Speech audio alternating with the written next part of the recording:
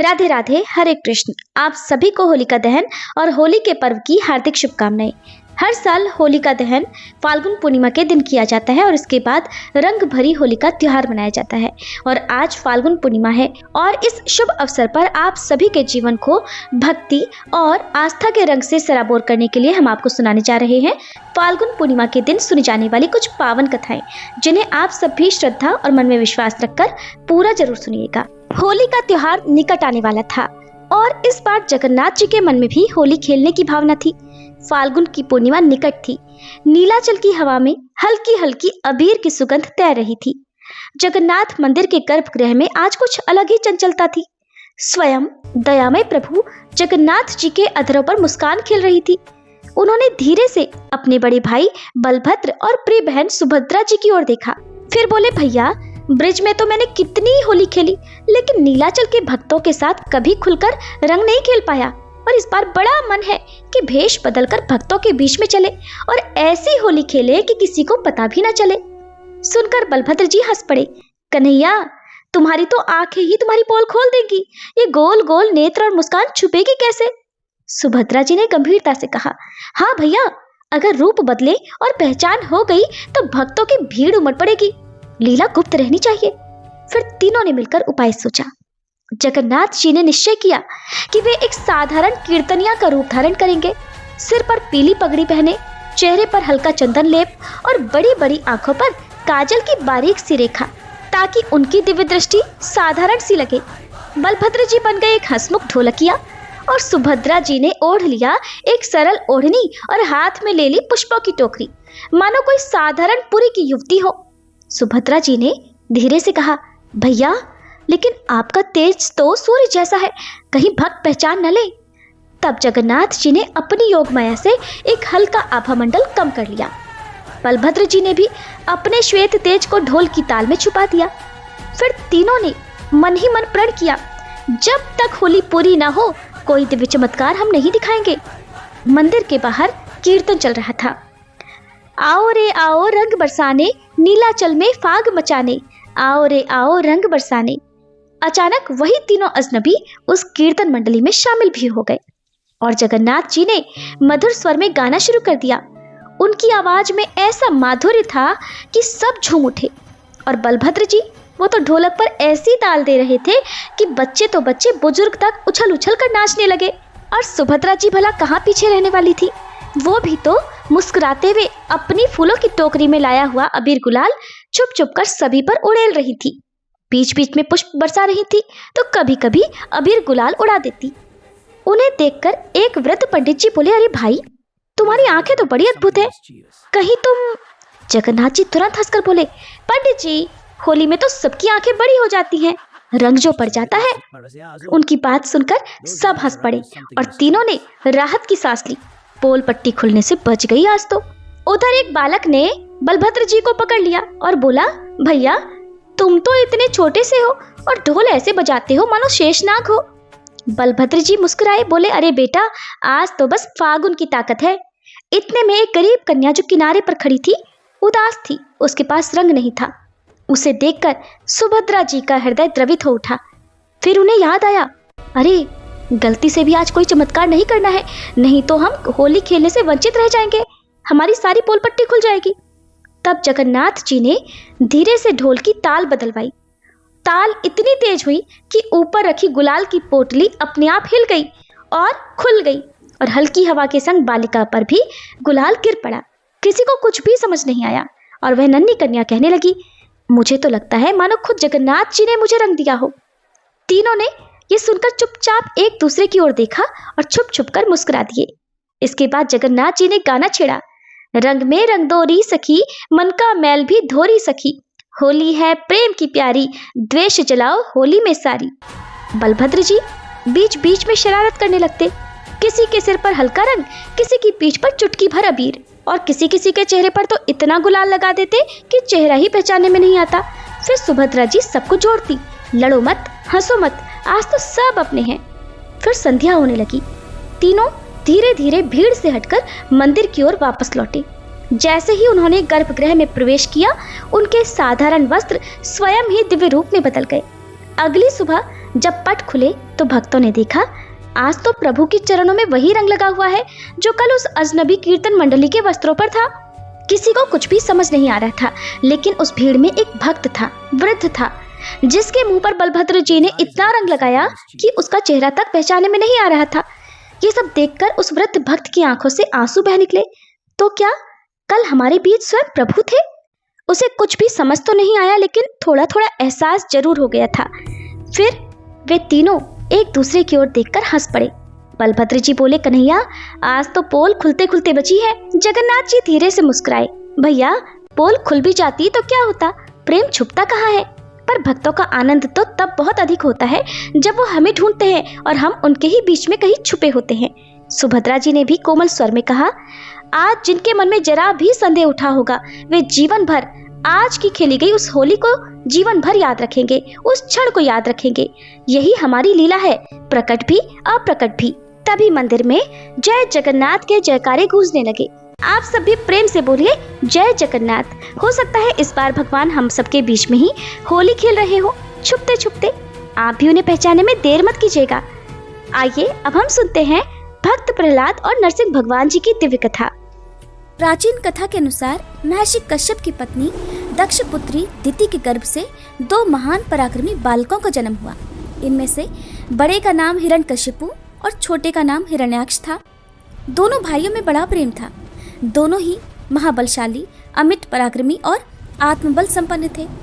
दोनों भाइयों ने युद्ध में देवताओं को पराजित करके स्वर्गलोक पर अपना अधिकार कर लिया। एक समय जब हिरण्याक्ष ने पृथ्वी को रसातल में ले जाकर छुपा दिया, तब श्री भगवान विष्णु ने वराह अवतार धारण कर पृथ्वी की रक्षा के लिए हिरण्याक्ष का वध किया। अपने प्रिय भाई हिरण्याक्ष के वध से दुखी होकर हिरण्यकशिपु दैत्यों को प्रजा पर अत्याचार करने की आज्ञा देकर खुद महेंद्राचल पर्वत पर तपस्या करने के लिए चला गया। वह भगवान विष्णु द्वारा अपने भाई की हत्या का बदला लेने के लिए श्री ब्रह्मा जी की घोर तपस्या करने लगा। इधर दैत्यों के राज्य को राजविहीन देखकर देवताओं ने उन पर आक्रमण कर दिया। दैत्यगण इस युद्ध में पराजित हुए और पाताल लोक को भाग गए।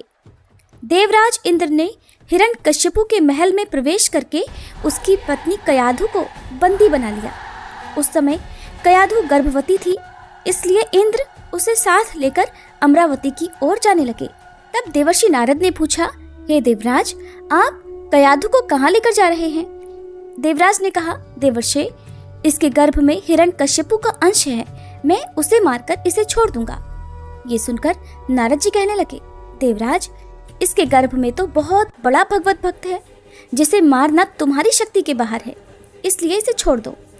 फिर नारद जी के कथन का मान रखते हुए देवराज इंद्र ने कयाधु को छोड़ दिया और अमरावतीपुरी चले गए। नारद जी कयाधु को अपने आश्रम पर ले आए और फिर उससे बोले, बेटी, जब तक तुम्हारा पति अपनी तपस्या पूरी करके नहीं आ जाता तब तक तुम यहाँ आराम से रहो। कयाधु उस पवित्र आश्रम में नारद जी के सुंदर प्रवचनों का लाभ लेती हुई आनंद से रहने लगी, जिसका गर्भ में पल रहे शिशु पर भी गहरा प्रभाव पड़ा। समय होने पर कयाधु ने एक पुत्र को जन्म दिया, जिसका नाम प्रहलाद रखा गया। इधर हिरण्यकशिपु की तपस्या पूरी हुई और वह ब्रह्मा जी से मनचाहा वरदान लेकर वापस अपनी राजधानी चला आया। जब प्रहलाद कुछ बड़े हुए तब हिरण्यकशिपु ने उनकी शिक्षा की व्यवस्था की। प्रहलाद गुरु के सानिध्य में रहकर शिक्षा ग्रहण करने लगे। एक दिन हिरण्यकशिपु अपने मंत्रियों के साथ सभा में बैठा हुआ था। उसी समय प्रहलाद अपने गुरु के साथ वहां गए। प्रहलाद को प्रणाम करते देखकर हिरण्यकशिपु ने उन्हें अपनी गोद में बिठाकर दुलार किया और कहने लगा, वत्स, तुमने अब तक अध्ययन में निरंतर तत्पर रहकर जो कुछ सीखा है उसमें से कुछ अच्छी बात तो सुनाओ। तब प्रहलाद बोले, पिताजी, मैंने अब तक जो कुछ सीखा है उसका सारांश आपको सुनाता हूँ, जो आदि, मध्य और अंत से रहित, अजन्मा, वृद्धि और क्षय से शून्य और अच्युत हैं, समस्त कारणों के कारण और जगत की स्थिति और अंतकर्ता उन श्री हरि को मैं प्रणाम करता हूँ। ये सुनकर दैत्यराज हिरण्यकशिपु के नेत्र क्रोध से लाल हो गए। उसने कांपते हुए होठों से प्रहलाद के गुरु से कहा, अरे दुर्बुद्धि ब्राह्मण, ये क्या? तूने मेरी अवज्ञा करके इस बालक को मेरे परम शत्रु की स्तुति से युक्त शिक्षा कैसे दी? तब गुरुजी ने कहा, दैत्यराज, आपको क्रोध के वशीभूत नहीं होना चाहिए। इतना क्रोध करना ठीक नहीं। आपका पुत्र मेरी सिखाई हुई बातें नहीं कह रहा। तब हिरण्यकश्यप बोला, बेटा प्रहलाद, बताओ तुम्हें ये शिक्षा किसने दी? तुम्हारे गुरुजी तो कह रहे हैं कि मैंने तो इसे ऐसा उपदेश दिया ही नहीं। तब भक्त प्रहलाद कहने लगे, पिताजी, हृदय में स्थित भगवान विष्णु ही तो संपूर्ण जगत के उपदेशक हैं। उनको छोड़कर और कौन किसी को कुछ सिखा सकता है भला? हिरण्यकश्यप कहने लगा, अरे मूर्ख, जिस विष्णु का तू निशंक होकर स्तुति कर रहा है वो मेरे सामने कौन है? मेरे रहते हुए कौन परमेश्वर कहा जा सकता है? फिर भी तू मौत के मुख में जाने की इच्छा से बार बार ऐसा बक रहा है। ऐसा कहकर हिरण्यकश्यप ने प्रहलाद को कई प्रकार से समझाया, लेकिन प्रहलाद के मन से श्री हरि के प्रति भक्ति और श्रद्धा भाव को वह कम नहीं कर पाया। तब अत्यंत क्रोधित होकर हिरण्यकश्यप ने अपने सेवकों से कहा, अरे ये तो बड़ा दुरात्मा है, इसको मार डालो। अब इसके जीने से कोई लाभ नहीं, क्योंकि ये शत्रु प्रेमी तो अपने ही कुल का नाश करने वाला हो गया है। इधर हिरण्यकश्यप की आज्ञा पाकर उसके सैनिकों ने प्रहलाद को अनेकों प्रकार से मारने का प्रयास किया, किंतु उनके सारे प्रयास श्री हरि की कृपा से असफल हो जाते थे। उन सैनिकों ने प्रहलाद पर अनेक प्रकार के अस्त्र शस्त्रों से आघात किए, लेकिन प्रहलाद को कुछ भी नहीं हुआ। फिर उन्होंने प्रहलाद के हाथ पैर बांधकर समुद्र में डाल दिया, फिर भी प्रहलाद बच गए। उन सब ने प्रहलाद को बहुत सारे विषैले सांपों से डसवाया और पर्वत शिखरों से गिराया, लेकिन भगवान की कृपा से प्रहलाद को कुछ भी नहीं हुआ। हिरण्यकश्यप और हिरण्याक्ष की एक बहन थी होलिका, वो भी तपस्या करके शक्तियां और वरदान अर्जित किया करती थी। उसे वरदान स्वरूप एक चादर मिली थी, जिस चादर को ओढ़ने मात्र से अग्नि जला नहीं सकती थी। प्रहलाद को मारने के सारे प्रयास विफल होते देखकर हिरण्यकश्यप ने अपनी बहन होलिका के साथ मिलकर प्रहलाद को मारने का षड्यंत्र रचा। उसने प्रहलाद से कहा कि अगर उसे अपनी भक्ति पर विश्वास है तो वह अपनी बुआ होलिका के साथ अग्नि में जाकर बैठ जाए, अन्यथा विष्णु भक्ति त्याग दे। ये सुनकर प्रहलाद अपनी भक्ति के सहारे उस अग्नि में बैठने को तैयार हो गए। वेदी बनाई गई और उसके चारों ओर अग्नि का प्रबंध किया गया।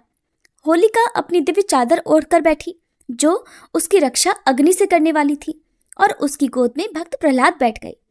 अग्नि प्रज्वलित की गई, लेकिन भक्त प्रहलाद बिल्कुल भी विचलित नहीं हुए, बल्कि वो तो भगवान की भक्ति में मगन हो गए।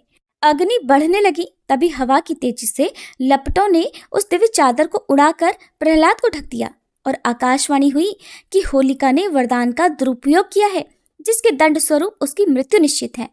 और दंड स्वरूप होलिका उसी अग्नि में जलकर भस्म हो गई, उसकी मृत्यु हो गई। इधर उसका भाई हिरण्यकश्यप अपनी प्रिय बहन की मृत्यु से अत्यंत दुखी होकर विलाप करने लगा। इस प्रकार एक बार फिर से भक्त प्रहलाद की भक्ति की विजय हुई और अधर्म का नाश हुआ। प्रहलाद को सुरक्षित देखकर प्रजा में बड़ा संतोष दिखा। प्रजा ने उत्सव मनाया। यह बुराई पर अच्छाई की विजय है, अधर्म पर धर्म की विजय और क्रोध पर प्रेम की विजय है। प्रजा ने अपना आनंद अलग अलग रंगों से रंगोत्सव मनाकर कर दिया। अच्छे अच्छे पकवान बनाए गए, गीत गाए गए। होलिका के अग्नि में जलकर भस्म हो जाने का और प्रहलाद के फिर से जीवित बच जाने का समाचार जब दूतों ने हिरण्यकश्यप को सुनाया तो वह अत्यंत क्षुब्ध हुआ और उसने प्रहलाद को अपनी सभा में बुलवाया। हिरण्यकश्यप ने प्रहलाद से कहा, रे दुष्ट, जिसके बल पर तू ऐसी बहकी बहकी बातें करता है, तेरा वह ईश्वर कहाँ है? अगर वह चारों ओर है तो मुझे इस खंबे में क्यों नहीं दिखाई देता? तब प्रहलाद ने कहा, पिताजी, मुझे तो वे प्रभु खंबे में भी दिखाई दे रहे हैं। ये बात सुनकर हिरण्यकश्यप क्रोध के मारे खुद को संभाल नहीं सका और हाथ में तलवार लेकर सिंहासन से कूद पड़ा और बड़े जोर से उस खंबे में एक घूंसा मारा। उस समय उस खंबे से बड़ा भयंकर शब्द हुआ और उस खंबे को तोड़कर एक विचित्र प्राणी बाहर निकलने लगा, जिसका आधा शरीर सिंह का और आधा मनुष्य का था। यह भगवान श्री हरि का नृसिंह अवतार था। उनका रूप बड़ा भयंकर था। उनकी तपाई हुई सोने के समान पीली पीली आंखें थीं। उनकी दाढ़ें बड़ी विकराल थीं और वे भयंकर शब्दों से गर्जना कर रहे थे। उनके पास जाने का साहस किसी में भी नहीं हो रहा था। ये देखकर हिरण्यकश्यप सिंहनाद करता हुआ हाथ में गदा लेकर नरसिंह भगवान पर टूट पड़ा। तब भगवान भी हिरण्यकश्यप के साथ कुछ देर तक युद्ध लीला करते रहे। और अंत में उसे झपटकर दबोच लिया और उसे सभा के दरवाजे पर ले जाकर अपनी जांघों पर गिरा लिया और खेल ही खेल में अपनी नखों से उसके कलेजे को फाड़कर उसे पृथ्वी पर पटक दिया। इसके बाद वहां उपस्थित अन्य असुरों और दैत्यों को भी खदेड़ खदेड़ कर मार डाला। भगवान का क्रोध बढ़ता ही जा रहा था और भगवान हिरण्यकश्यपु के ऊंचे सिंहासन पर विराजमान हो गए। उनके क्रोधपूर्ण मुखाकृति को देखकर किसी को भी उनके निकट जाकर उनको प्रसन्न करने का साहस नहीं हो रहा था। हिरण्यकश्यपु की मृत्यु का समाचार सुनकर उस सभा में ब्रह्मा, इंद्र, शंकर, सभी देवगण, ऋषि मुनि, सिद्ध, नाग, गंधर्व आदि पहुंचे और थोड़ी दूरी पर स्थित होकर सभी ने भगवान की अलग अलग स्तुति की, लेकिन भगवान नृसिंह का क्रोध शांत ही नहीं हुआ। तब देवताओं ने माता लक्ष्मी को उनके निकट भेजा, लेकिन भगवान के उग्र रूप को देखकर वे भी भयभीत हो गई। तब ब्रह्मा जी ने प्रहलाद से कहा, बेटा, तुम्हारे पिता पर ही तो भगवान क्रोधित हुए थे, तुम पर नहीं। अब तुम ही जाओ और भगवान का क्रोध शांत करो। तब प्रहलाद भगवान के समीप जाकर हाथ जोड़कर साष्टांग भूमि पर लौट गए। बालक प्रहलाद को अपने चरणों में पड़ा देखकर भगवान दयालु हो गए और क्रोध त्याग कर उन्हें उठाकर गोद में बिठा लिया। फिर प्रेम पूर्वक बोले, वत्स प्रहलाद, तुम्हारे जैसे एकांत प्रेमी भक्त को यद्यपि किसी वस्तु की अभिलाषा नहीं रहती, फिर भी तुम केवल एक मनवंतर तक मेरी प्रसन्नता के लिए इस लोक में दैत्याधिपति के समस्त भोग स्वीकार कर लो। भोग के द्वारा पुण्य कर्मों के फल और निष्काम पुण्य कर्मों के द्वारा पाप का नाश करते हुए समय पर शरीर का त्याग करके समस्त बंधनों से मुक्त होकर तुम मेरे पास आ जाओगे। देवलोक में भी लोग तुम्हारी विशुद्ध कीर्ति का गान करेंगे। ऐसा कहकर भगवान नृसिंह वहीं अंतर्ध्यान हो गए। इस प्रकार नरसिंह भगवान और भक्त प्रहलाद जी की कथा यहीं पर समाप्त होती है। अब सुनिए पूर्णिमा के दिन सुनी जाने वाली यशोदा मैया और भगवान श्री कृष्ण के संवाद की कथा। द्वापर युग में एक समय की बात है। यशोदा जी ने श्री कृष्ण से कहा, हे कृष्ण, तुम सारे संसार के उत्पन्न करता, पालन करता और उसके संहार करता हो। आज कोई ऐसा व्रत मुझसे कहो जिसके करने से मृत्युलोक में स्त्रियों को विधवा होने का भय न रहे और ये व्रत सभी मनुष्यों की मनोकामनाएं भी पूर्ण करने वाला हो। तब श्री कृष्ण कहने लगे, हे माता, आपने अति सुंदर प्रश्न किया है। मैं आपसे ऐसे ही व्रत को विस्तार पूर्वक कहता हूँ। सौभाग्य की प्राप्ति के लिए स्त्रियों को 32 पूर्णमासियों का व्रत करना चाहिए। इस व्रत के करने से स्त्रियों को सौभाग्य संपत्ति मिलती है। ये व्रत अचल सौभाग्य देने वाला और भगवान शिव के प्रति मनुष्य मात्र की भक्ति को बढ़ाने वाला है। तब यशोदा जी कहने लगी, हे कृष्ण, सबसे पहले इस व्रत को मृत्युलोक में किसने किया था, इसके विषय में भी मुझे विस्तार पूर्वक बताओ। तब श्री कृष्ण कहने लगे कि माते, इस भूमंडल पर एक अत्यंत प्रसिद्ध राजा चंद्रहास से पालित अनेक प्रकार के रत्नों से परिपूर्ण कातिका नाम की एक नगरी थी। वहां पर धनेश्वर नाम का एक ब्राह्मण था और उसकी पत्नी अति सुशीला रूपवती थी। दोनों ही उस नगरी में बड़े प्रेम से रहते थे। घर में धन धान्य आदि की कोई कमी नहीं थी, लेकिन उन्हें एक बड़ा दुख था कि उनकी कोई संतान नहीं थी। इस दुख से वह अत्यंत दुखी रहा करते थे। एक समय एक बड़ा तपस्वी योगी उस नगरी में आया। वह योगी उस ब्राह्मण के घर को छोड़कर अन्य सभी घरों से भिक्षा लाकर भोजन किया करता था। एक दिन वह योगी रूपवती से भिक्षा न लेकर किसी दूसरे घर से भिक्षा लेकर गंगा किनारे जाकर भिक्षा में मिले अन्न को प्रेम पूर्वक खा रहा था कि धनेश्वर ने योगी का ये सब कार्य किसी प्रकार से देख लिया। अपनी भिक्षा के अनादर से दुखी होकर धनेश्वर योगी से बोला, महात्मन, आप सभी घरों से भिक्षा लेते हैं किंतु मेरे घर की भिक्षा कभी नहीं लेते, इसका क्या कारण है? तब योगी ने कहा कि निसंतान के घर की भीख पतितों के अन्न के समान होती है और जो पतितों का अन्न खाता है वो भी पतित हो जाता है। क्योंकि तुम निसंतान हो, इसलिए पतित हो जाने के भय से मैं तुम्हारे घर की भिक्षा नहीं लेता। धनेश्वर ये बात सुनकर अपने मन में बहुत दुखी हुआ और हाथ जोड़कर योगी के पैरों में गिर पड़ा और विनीत स्वर से कहने लगा, हे महात्मन, अगर ऐसा है तो आप ही मुझे पुत्र प्राप्ति का कोई उपाय बताइए। आप तो सब कुछ जानने वाले हैं, मुझ पर ये अवश्य ही कृपा कीजिए। धन की मेरे घर में कोई कमी नहीं, किंतु कोई पुत्र न होने के कारण मैं अत्यंत दुखी हूँ। आप मेरे इस दुख को दूर करें। यह सुनकर योगी कहने लगे, हे ब्राह्मण, तुम देवी चंडी की आराधना करो। फिर घर आकर उसने अपनी पत्नी से सारा वृतांत कहा और खुद तपस्या करने के लिए वन में चला गया। वन में जाकर उसने देवी चंडी की उपासना की और उपवास किया। चंडी देवी ने 16वें दिन उसको स्वप्न में दर्शन दिए और कहा, हे धनेश्वर, जा तेरे पुत्र होगा, परंतु वह 16 वर्ष की आयु में ही मृत्यु को प्राप्त हो जाएगा। अगर तुम दोनों पति पत्नी 32 पूर्णमासियों का व्रत विधि पूर्वक करोगे तो वह दीर्घायु होगा। जितनी तुम्हारी सामर्थ्य हो आटे के उतने दिए बनाकर शिव जी का पूजन करना, किंतु पूर्णमासी को 32 की संख्या पूरी हो जानी चाहिए। प्रातःकाल होने पर इस स्थान के पास ही तुम्हें आम का एक वृक्ष दिखाई देगा। उस पर चढ़कर तुम एक फल तोड़कर जल्दी अपने घर चले जाना और अपनी पत्नी से सारा वृत्तांत कहना। ऋतु स्नान के बाद वह स्वच्छ होकर श्री शंकर जी का ध्यान करके उस फल को खा लेगी। तब शंकर भगवान की कृपा से उसको गर्भ ठहर जाएगा। जब वह ब्राह्मण प्रातःकाल उठा तो उसने उस स्थान के पास ही आम का एक वृक्ष देखा, जिस पर अत्यंत सुंदर आम का एक फल लगा हुआ था। ब्राह्मण ने उस आम के वृक्ष पर चढ़कर फल को तोड़ने का प्रयास किया, किंतु वृक्ष पर कई बार प्रयास करने पर भी वह नहीं चढ़ पाया। अब तो ब्राह्मण को बड़ी चिंता हुई। तब वह विघ्न विनाशक श्री गणेश जी की वंदना करने लगा कि हे दयानिधे, अपने भक्तों के विघ्नों का नाश करके उनके मंगल कार्य को करने वाले, दुष्टों का नाश करने वाले, रिद्धि सिद्धि के देने वाले आप मुझ पर कृपा करें। प्रभु, मुझे इतना बल दें कि मैं अपने मनोरथ को पूर्ण कर सकूं। इस प्रकार सच्चे मन से गणेश भगवान की प्रार्थना करने पर वह भगवान की कृपा से वृक्ष पर चढ़ गया।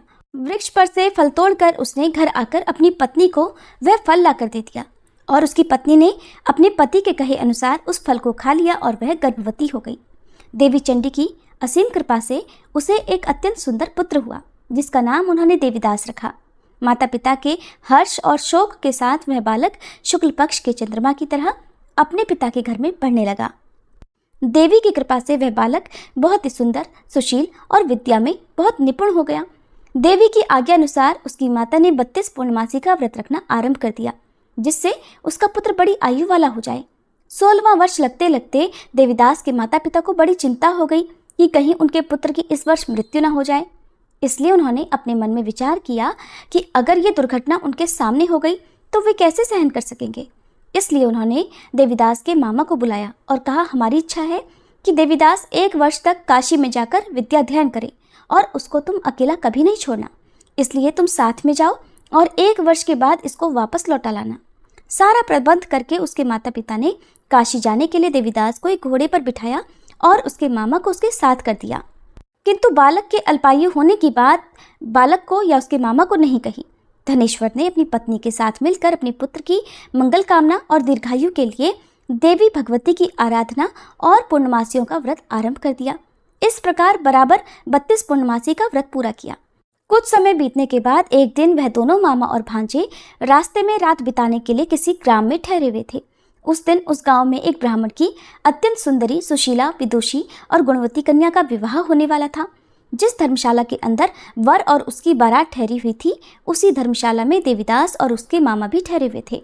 संयोगवश कन्या को तेल आदि चढ़ाकर मंडप आदि का कर्म किया गया तो लग्न के समय वर को धनुर्वात हो गया। वह हिलने डुलने और चलने में बिल्कुल असमर्थ हो गया। तब वर के पिता ने अपने परिवारजनों से परामर्श करके निश्चय किया कि ये देवीदास मेरे पुत्र जैसा ही सुंदर है, मैं इसके साथ ही लगन करा दूं और बाद में विवाह के सभी कार्य मेरे पुत्र के साथ हो जाएंगे। ऐसा सोचकर देवीदास के मामा से जाकर वह बोला कि तुम थोड़ी देर के लिए अपने भांजे को हमें दे दो, जिससे विवाह के लग्न का सारा कार्य सुचारू रूप से हो सके। तब उसका मामा कहने लगा कि जो कुछ भी मधुपर्क आदि कन्यादान के समय वर को मिले वो सब हमें दे दिया जाए तो मेरा भांजा इस बारात का दूल्हा बन जाएगा। ये बात वर के पिता ने स्वीकार कर ली और तब मामा ने अपना भांजा वर बनने को भेज दिया और उसके साथ विवाह के सभी कार्य रात में विधिपूर्वक संपन्न हो गए। पत्नी के साथ वह भोजन नहीं कर सका। दुखी मन से वह सोचने लगा कि न जाने ये कैसी स्त्री होगी। वह एकांत में इसी सोच में पड़ा हुआ था कि उसकी आंखों में आंसू भी आ गए। तब उसकी पत्नी ने पूछा कि क्या बात है, आप इतने उदासीन और दुखी क्यों हो रहे हैं। तब उसने वो सारी बातें जो वर के पिता और उसके मामा में हुई थी वधु को बता दी। तब वह वधु कहने लगी कि यह ब्रह्म विवाह के विपरीत कैसे हो सकता है। देव, ब्राह्मण और अग्नि के सामने मैंने आपको ही अपना पति बनाया है, इसलिए आप ही मेरे पति हैं। मैं आपकी ही पत्नी रहूंगी, किसी अन्य की बिल्कुल नहीं। तब देवीदास ने कहा कि ऐसा मत करो, क्योंकि मेरी आयु बहुत थोड़ी है। मेरे मरने के बाद तुम्हारी क्या गति होगी, इस बात को अच्छी तरह सोच लो। परंतु वह वधु दृढ़ विचार वाली थी। बोली कि जो आपकी गति होगी वही मेरी भी होगी। हे स्वामी, आप उठिए और भोजन कीजिए, आप निश्चय ही भूखे होंगे। तब देवीदास और उसकी पत्नी ने मिलकर भोजन किया और रात में वे सो गए। प्रातःकाल देवीदास ने अपनी पत्नी को 3 नगों से जड़ी हुई एक अंगूठी और एक रुमाल दिया और बोला, प्रिय, इसे संकेत समझकर रखो और शांत हो जाओ। मेरा स्मरण और जीवन जानने के लिए एक पुष्प वाटिका बना लो, उसमें सुगंधी वाली एक नव मल्लिका लगा लो। उसको हर दिन जल से सींचना और आनंद के साथ खेल कूदना और उत्सव मनाना। जिस समय और जिस दिन मेरी मृत्यु का होगा ये फूल सूख जाएंगे और जब ये फिर से हरे भरे हो जाएं तो समझ लेना कि मैं जीवित हूँ। ये बात निश्चय करके समझ लेना और इसमें कोई संशय मत करना। ऐसा समझा बुझाकर वह चला गया। प्रातःकाल होते ही वहां पर गाजे बाजे बजने लगे। जिस समय विवाह के कार्य समाप्त करने के लिए वर तथा सब बाराती मंडप में आए तो कन्या ने वर को भली प्रकार से देखकर अपने पिता से कहा कि ये मेरा पति नहीं है, मेरा पति वही है जिसके साथ रात में मेरा विवाह हुआ था। इसके साथ तो मेरा विवाह ही नहीं हुआ।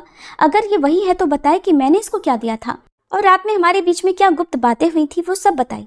पिता ने उसके कहे अनुसार वर को बुलवाया। कन्या की सारी बातें सुनकर वह कहने लगा कि मैं कुछ नहीं जानता। इसके बाद वह लज्जित होकर अपना समूह लेकर चला गया और सारी बारात भी अपमानित होकर वहां से लौट गई। भगवान श्री कृष्ण आगे बोले, हे माते, इस प्रकार देवीदास काशी विद्या पढ़ने के लिए चला गया। जब कुछ समय बीत गया तो काल से प्रेरित होकर एक सांप रात के समय उसको डसने के लिए वहां पर आया। उस विषधर के प्रभाव से उसके बिस्तर के चारों ओर से विष की ज्वाला से वह बिस्तर विषैला हो गया, परंतु व्रतराज के प्रभाव से उसको वह सांप काट नहीं पाया, क्योंकि पहले ही उसकी माँ ने 32 पूर्णमासी का व्रत कर रखा था। इसके बाद मध्याह्न के समय स्वयं काल वहां पर आया और उसके शरीर से उसके प्राणों को निकालने का प्रयास करने लगा, जिससे वह मूर्छित होकर धरती पर गिर पड़ा। भगवान की कृपा से उसी समय देवी पार्वती जी के साथ श्री शंकर जी वहां पर आ गए। उसको मूर्छित दशा में देखकर देवी पार्वती ने भगवान से प्रार्थना की, हे प्रभु, इस बालक की माता ने पहले 32 पूर्णमासी का व्रत किया था, जिसके प्रभाव से हे भगवान अब आप इसको प्राणदान दे दीजिए। देवी के कहने पर भक्त वत्सल भगवान ने उस बालक को प्राणदान दे दिया। इस व्रत के प्रभाव से काल को भी पीछे हटना पड़ा और देवीदास स्वस्थ होकर बैठ गया। उधर उसकी पत्नी उसके काल की प्रतीक्षा किया करती थी। एक दिन उसने देखा कि उस पुष्प वाटिका में पत्र पुष्प कुछ भी नहीं रहे, सब कुछ सूख कर नष्ट हो गए हैं, तो उसे बड़ा आश्चर्य हुआ। किंतु कुछ ही क्षण में वह सब वाटिका पहले की तरह हरी भरी हो गई। तब वह समझ गई कि उसके पति पुनर्जीवित हो गए हैं। ये देखकर वह बहुत प्रसन्न होकर अपने पिता से कहने लगी, पिताजी, मेरे पति जीवित हैं, आप उनको ढूंढिए। जब 16वां वर्ष बीत गया तो देवीदास भी अपने मामा के साथ काशी से वापस अपने घर के लिए चल पड़ा। इधर उसके ससुर उसको ढूंढने के लिए घर से जाने ही वाले थे कि वह दोनों मामा भांजा वहीं पर आ गए। उसको आया देखकर उसका ससुर बड़ी प्रसन्नता के साथ उसे अपने घर में ले गया। उस समय नगर के निवासी भी वहां इकट्ठा हो गए और फिर सब ने निश्चय किया कि अवश्य ही इस बालक के साथ इसी कन्या का विवाह हुआ था। उस बालक को जब कन्या ने देखा तो पहचान लिया और कहा कि ये तो वही है जो संकेत करके गए थे। फिर सब कहने लगे कि भला हुआ जो ये आ गया, और तब सब नगरवासियों ने खूब आनंद मनाया। कुछ दिन के बाद देवीदास अपनी पत्नी और अपने मामा के साथ अपने ससुर के घर से बहुत सारा उपहार लेकर अपने घर की ओर चल पड़ा। जब वह अपने नगर के निकट गया तो कई लोगों ने उसे देखकर उसके माता पिता को पहले ही जाकर सूचना दे दी कि तुम्हारा पुत्र देवीदास अपनी पत्नी और मामा के साथ आ रहा है। ऐसा सुनकर पहले तो उन्हें विश्वास ही नहीं हुआ, किंतु जब और लोगों ने भी आकर उनकी बात का समर्थन किया तब उन्हें बड़ा आश्चर्य हुआ। इतने में ही देवीदास भी अपने घर पहुंच गया और देवीदास ने अपने माता पिता के चरणों में सिर रखकर प्रणाम किया और उसकी पत्नी ने भी अपने सास ससुर के चरणों को स्पर्श किया। तो माता पिता ने अपने पुत्र और पुत्रवधू को अपने हृदय से लगा लिया और सबकी आंखों से प्रेम के आंसू बहने लगे। अपने पुत्र और पुत्रवधू के आने की खुशी में धनेश्वर ने बड़ा भारी उत्सव किया और ब्राह्मणों को भी बहुत सी दान दक्षिणा देकर प्रसन्न किया। भगवान श्री कृष्ण कहने लगे, माते, इस प्रकार धनेश्वर 32 पूर्णमासियों के व्रत के प्रभाव से पुत्रवान हो गया। जो भी स्त्रियां इस व्रत को करती हैं वे जन्म जन्मांतर में भी वैधव्य का दुख नहीं भोगती और सदैव सौभाग्यवती रहती है। ये मेरा वचन है, इसमें कोई संदेह नहीं। यह व्रत पुत्र पौत्रों को देने वाला तथा संपूर्ण मनोकामनाओं को पूर्ण करने वाला है। 32 पूर्णमासियों के व्रत करने से व्रती की सारी इच्छाएं भगवान की कृपा से पूर्ण हो जाती हैं।